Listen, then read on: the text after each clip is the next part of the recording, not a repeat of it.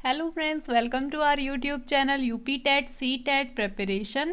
Friends, आज की इस वीडियो में मैं एसएसटी के असाइनमेंट नंबर 21 से लेकर 25 को कंप्लीट करने वाले हैं। तो चलिए फ्रेंड्स स्टार्ट करते हैं। असाइनमेंट नंबर 21 के पहले क्वेश्चन से, भारत में वित्तीय आपात की घोषणा किस अनुच्छेद के तहत होती है। तो फ्रेंड्स, वित्तीय आपात की जो घोषणा है वह 360 अनुच्छेद के अंतर्गत की जाती है। इसके बाद नेक्स्ट क्वेश्चन है, किस संविधान संशोधन के अनुसार भारत में 18 वर्ष के व्यक्ति को मतदान का अधिकार मिला है। तो फ्रेंड्स, ये हो जाएगा हमारा 61वां संविधान संशोधन। इसके बाद नेक्स्ट है, किस संविधान संशोधन के अनुसार भारत में 18 वर्ष के व्यक्ति को मतदान का अधिकार मिला है। फ्रेंड्स, सेम क्वेश्चन रिपीट हो गया है। इसके बाद नेक्स्ट करते हैं, राष्ट्रपति को उसके कार्यों के संपादन व सलाह देने हेतु प्रधानमंत्री और मंत्री परिषद का उल्लेख किस अनुच्छेद में उल्लेखित है। तो फ्रेंड्स, इसका आंसर हो जाएगा अनुच्छेद 74। इसके बाद नेक्स्ट करते हैं, राज्यों में संवैधानिक तंत्र के विफल होने से किस अनुच्छेद के द्वारा राष्ट्रपति शासन लगाया जाता है। तो फ्रेंड्स, राष्ट्रपति शासन लगाया जाता है हमारे अनुच्छेद 356 के तहत। इसके बाद नेक्स्ट है, भारत देश का संवैधानिक प्रधान है। तो संवैधानिक प्रधान होता है राष्ट्रपति। इसके बाद नेक्स्ट है, भारतीय संघ की कार्यपालिका शक्ति निहित है। तो ये इसका आंसर हो जाएगा राष्ट्रपति में। इसके बाद नेक्स्ट है, राष्ट्रपति अपना त्यागपत्र किसको देता है। तो राष्ट्रपति अपना त्यागपत्र देता है उपराष्ट्रपति को। इसके बाद नेक्स्ट क्वेश्चन, राष्ट्रपति किस अनुच्छेद के द्वारा अध्यादेश जारी करता है। तो वह अध्यादेश जारी करता है अनुच्छेद 123 के तहत। इसके बाद नेक्स्ट है, भारतीय संघ की वास्तविक कार्यपालिका शक्ति निहित होती है। तो यह होती है प्रधानमंत्री व उसके मंत्रिमंडल में। इसके बाद नेक्स्ट है, राष्ट्रपति की आपातकालीन शक्तियां भारतीय संविधान के किस भाग में वर्णित है। तो ये वर्णित है भाग 18 के अंतर्गत। इसके बाद नेक्स्ट है, संविधान के किस अनुच्छेद में प्रधानमंत्री की नियुक्ति की आवश्यकता है। तो ये हो जाएगा हमारा अनुच्छेद 75। इसके बाद नेक्स्ट करते हैं।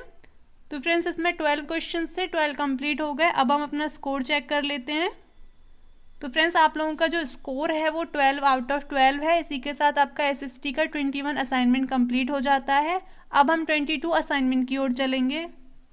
अब फ्रेंड्स, यहाँ से हमारा असाइनमेंट नंबर 22 स्टार्ट होता है, जिसमें हमारा पहला क्वेश्चन है, उच्च न्यायालय के न्यायाधीश की नियुक्ति में कौन भाग नहीं लेता है। तो फ्रेंड्स, इसका आंसर हो जाएगा राज्य का मुख्यमंत्री। इसके बाद नेक्स्ट क्वेश्चन है, उच्चतम न्यायालय का गठन संबंधी प्रावधान किस अनुच्छेद में है। तो यह है अनुच्छेद 124। इसके बाद नेक्स्ट है, उत्तर प्रदेश का उच्च न्यायालय स्थित है। उच्च न्यायालय यानी कि हाई कोर्ट, तो ये प्रयागराज यानी कि इलाहाबाद में स्थित है। इसके बाद नेक्स्ट है, उच्च न्यायालय के न्यायाधीशों की सेवानिवृत्ति की आयु है। तो फ्रेंड्स, ये होती है 62 वर्ष। इसके बाद नेक्स्ट करते हैं, सर्वोच्च न्यायालय के न्यायाधीशों की सेवानिवृत्ति की आयु है। तो ये हो जाएगी 65 वर्ष। फ्रेंड्स, याद रखिएगा, उच्च न्यायालय की 62 वर्ष और उच्चतम न्यायालय की हो जाती है 65 वर्ष। इसके बाद नेक्स्ट करते हैं, भारत का सर्वोच्च न्यायालय स्थित है। तो सर्वोच्च न्यायालय स्थित है दिल्ली में, नई दिल्ली। इसके बाद नेक्स्ट करते हैं, उच्च न्यायालय के न्यायाधीश की नियुक्ति हेतु योग्यताएं होनी चाहिए। भारत का नागरिक हो, कम से कम 5 वर्ष तक न्यायाधीश के पद पर रहा हो, 10 वर्ष तक वकील रहा हो, या फिर ये सभी। तो फ्रेंड्स, ये सभी योग्यताएं होनी चाहिए। इसके बाद नेक्स्ट कर लेते हैं, उच्च न्यायालय के मुख्य न्यायाधीश का वेतनमान होता है। तो फ्रेंड्स, ये होता है 2,25,000 प्रतिमाह। इसके बाद नेक्स्ट करते हैं, सर्वोच्च न्यायालय के अधिकार क्षेत्र के कितने वर्ग हैं। तो फ्रेंड्स, इसके 3 वर्ग हैं। इसके बाद नेक्स्ट है, सर्वोच्च न्यायालय के न्यायाधीश के कार्यकाल की आयु सीमा कितनी है। तो फ्रेंड्स, ये हो जाएगी 65 वर्ष। इसके बाद नेक्स्ट है, जिला और अधीनस्थ अदालतें किसके अंतर्गत आती हैं। तो ये आती हैं उच्च न्यायालय के अंतर्गत। इसके बाद नेक्स्ट है, उच्च न्यायालय के मुख्य न्यायाधीश की नियुक्ति करता है। तो ये करता है राष्ट्रपति। इसके बाद नेक्स्ट करते हैं। तो फ्रेंड्स, इसमें 12 क्वेश्चंस थे, 12 कंप्लीट हो गए हमारे। अब हम इसको सबमिट करके अपना स्कोर देखते हैं। तो फ्रेंड्स, आप लोगों का जो स्कोर है वो 12 आउट ऑफ 12 है। इसी के साथ आपका एसएसटी का 22 असाइनमेंट कंप्लीट हो जाता है। अब हम 23 असाइनमेंट की ओर चलते हैं। अब फ्रेंड्स यहाँ से आपके एसएसटी के 23 कोर्स का इवैल्यूएशन स्टार्ट हो जाता है, जिसमें आपका पहला क्वेश्चन है, उच्चतम न्यायालय किसी मामले में अपील के लिए किस अनुच्छेद के तहत विशेष इजाजत किसे देता है।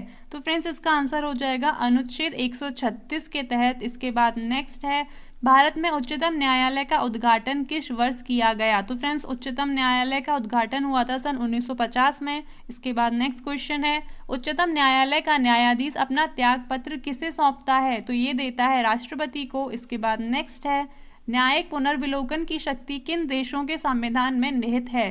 तो इसका आंसर हो जाएगा भारत तथा अमेरिका दोनों में। इसके बाद नेक्स्ट है, भारत का राष्ट्रपति संविधान के किस अनुच्छेद के तहत उच्चतम न्यायालय से राय लेता है। तो इसका आंसर हो जाएगा अनुच्छेद 143 के तहत। इसके बाद नेक्स्ट क्वेश्चन, उच्चतम न्यायालय से कानूनी मामलों पर किसको परामर्श होने का अधिकार है। तो इसका आंसर होगा राष्ट्रपति को।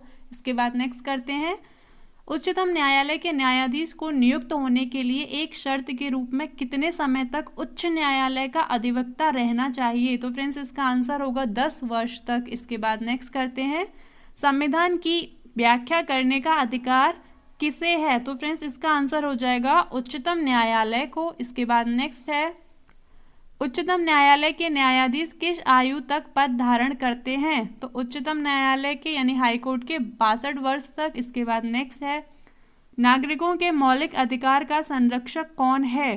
तो ये होगा सर्वोच्च न्यायालय। इसके बाद नेक्स्ट, तो फ्रेंड्स इसमें टोटल 10 क्वेश्चंस थे, 10 कंप्लीट हो गए। अब हम इसको सबमिट करके अपना स्कोर देखते हैं।